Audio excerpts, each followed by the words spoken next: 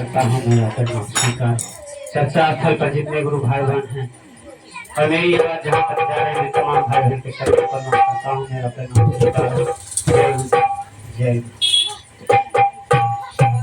चलिए आज बड़ी सौभाग्य की बात है, पवन गुरु भाई के दरवाजे पर महागुरु महादेव का सत्संग रूपी शिव चर्चा में मुझे जैसे अभागे मानव का मौका मिला, मेरा शरीर इतना ही धन्यवाद है। यह महागुरु महादेव का सत्संग रूपी शिव चर्चा में हम तमाम भाई बहन आज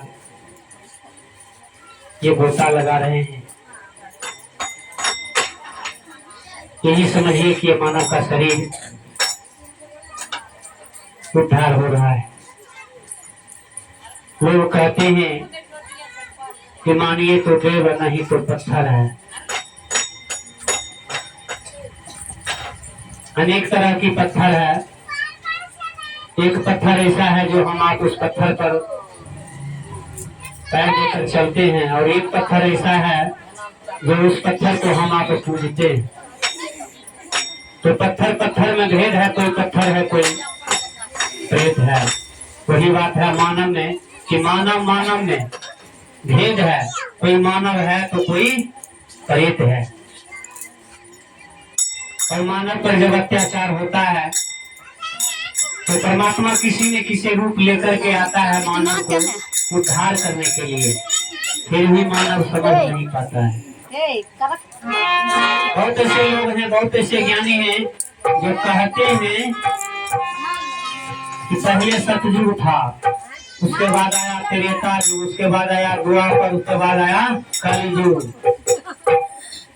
लेकिन ये युग कहाँ है? बहुत लोग कहते हैं कि हम सतयुग नहीं देखे, बहुत लोग कहते हैं त्रेता नहीं देखे, बहुत लोग कहते हैं द्वापर नहीं देखे, कलयुग तो देख रहे हैं। ये चारों युग जो है ये मानव का शरीर में ही है। विचार करने का चीज है। साहब जो बता के गए हम तमाम भाई बहन को बीच में, वो कौन आया था? साहब जो था वह सतयुग लेके आए। साहब स्वयं सतयुग सत्य था उनका वाणी आज करोड़ों की आबादी में। शिव से नाता जोड़ रहे हैं और जुड़ते जा रहे हैं। स्वयं शिव आए हरिंद्रानंद के शरीर में, स्वयं शिव आए। शिव किसी माँ कोख से अवतार नहीं लेते हैं, न लेंगे कभी।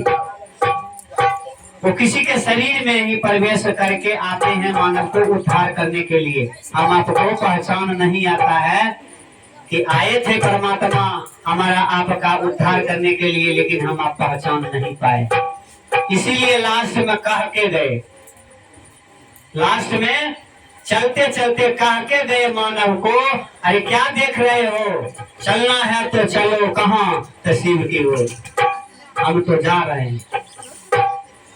लास्ट में कह के गए कि न मानव अब भी सुधरने वाला नहीं है, लोगों को मन को देख करके। अभी दीदी बताए थे मंडल भैया वाला कहानी, और जो भाई बहन गए होंगे साहब के नजदीक, जिनको दर्शन हुआ होगा, उनको समझ में आया होगा कि आज मुझे वो परमात्मा से दर्शन हो गया है। इसलिए अभी भी मैं हाथ जोड़ के विनती करता हूँ भाई बहन से कि जिस घर में हम तमाम भाई बहन जब जाते हैं तो कहते हैं कि शिव शिष्य बनल छिए, कह छथिन हो बनल छिए, तो दया मांगे छिए तो हो मांगे छिए, लेकिन किस तरह से मांगता है तो हमारे दीदी भैया सब जानते हैं। तो उनको दोबारा दया मांगवाता है दीदी भैया, अभी भी समझ में नहीं आ रहा है। दया मांगना 3 सूत्र दिया। लोग कहते हैं कि दया मांगते हैं घर बैठे हो जाता है, नमः शिवाय भी घर बैठे हो जाता है। जब दया मांगने हम आपको नहीं आता है तो नमः शिवाय कैसे हो जाए? हमारे दीदी अभी भी कल परसों गए थे, हम सुन रहे थे, दया मांगवा रहे थे दीदी से। शहरों में रहे तैयो दया मांगबे, घर में रहिए तैयो दया मांगबे। तो दया मांगने का सबसे पहले तरीका होना चाहिए। जब तक हम आपको दया नहीं मिलेगा तो हम दूसरे को दया बांट नहीं पाएंगे। हम किसी को दान नहीं करते हैं तो दान ही नहीं कहला सकते हैं।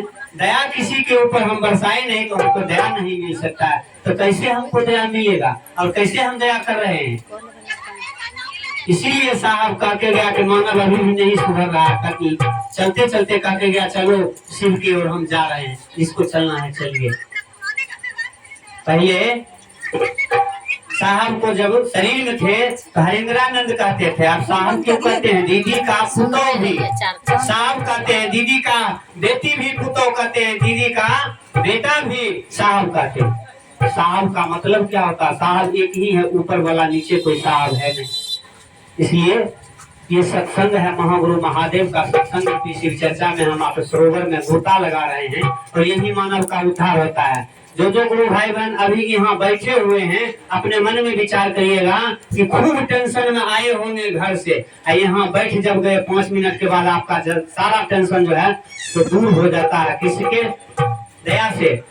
तो साहब के दया से और अपने गुरु महादेव के दया से। जब तक यहाँ रहिएगा तब तक सारा टेंशन दूर रहेगा। इसीलिए साहब कहता है कि दया मांगिए, साहब को नाम लीजिए और दया मांगिए अपने गुरु से, आपको दया मिलेगा, सारा टेंशन दूर रहेगा। विशेष नहीं कहेंगे।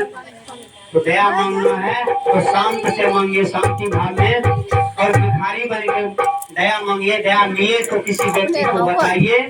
जो चर्चा कहते हैं तो वह दया जो हम आपको मिलता है किसी व्यक्ति को बताना है कि हमको दया मिला है, अच्छा गुरु है, उनको गुरु मान लीजिए। अगर मान लिए हैं तो आप नित्य दिन शांत होकर के आप परमात्मा से दया मांगते रहिए और प्रणाम नित्य दिन आप करते रहिए, आपको सारा काम हो जाएगा। तो हम आप सारे काम में माया में फंस गए हैं, माया छोड़ता नहीं है, इसलिए दया भी हम आपको भूल जाते हैं। मैं तमाम भाई बहन को मैं अपने मन को कह रहा हूँ, मुझसे भी दया मांगना एक दिन नहीं हो रहा है। झूठे यहाँ कुछ बोल लेंगे, बोलने से नहीं होगा, करेंगे तब कुछ मिलेगा। इसलिए मैं तमाम भाई बहन से विनती करता हूँ कि दया मांगना नित्य दिन है हमारा आपका कर्म। गुरु का प्रणाम करना नित्य दिन कर्म है। लोगों को बताना जरूरी है। हम आपका कहीं महीना में, हम तो साहब का कहना कम से कम महीना में भी अगर हमारा आपका एगो शिव से समझ जाए कि नहीं सही में वो परमात्मा मेरा है, उनके दया से, साहब के दया से अगर एक शिव से बन जाए तो हम आप बनते धीरे धीरे चल जाएंगे और ये शरीर में जो गुण है धीरे धीरे निकलता चला जाएगा। इसीलिए कहा आज देखिए दीदी गोबर से ये आंगन को नीप दिया है, कितना सुंदर बिछावन लगा दिया। सब भाई बहन आकर के यहाँ बैठते हैं। इस दरवाजा पर अगर कचरा रहेगा तो बिठेगा नहीं बिठेगा। ये परमात्मा को शिव को दिया हुआ ये शरीर है, तो हमारा आपका कर्तव्य है कि इस शरीर को हम आप साफ करें ताकि वह शिव इस शरीर में आकर के विराजमान हो। तब हमारा आपका मानव का कर्तव्य है। दया मांगना, गुरु का नमन करना और भाई बहन के बीच बातचीत करना हमारा आपका कर्तव्य है। तो साहब का जो कहना है, संकल्प है, वह हमारा आपका पूरा होगा, अन्यथा पूरा नहीं हो पाएगा। चलिए विशेष कुछ नहीं कहेंगे। तमाम भाई बहन से विनती है कि 30 शुक्र को करते रहिए और हम तमाम भाई बहन एक बन के अपने गुरु का काम करने का प्रयास करें। एक से अनेक मत बनिए।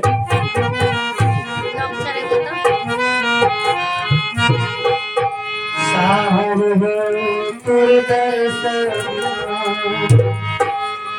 सुखे सकल हरि नैन भागा सुखे हरि भैया।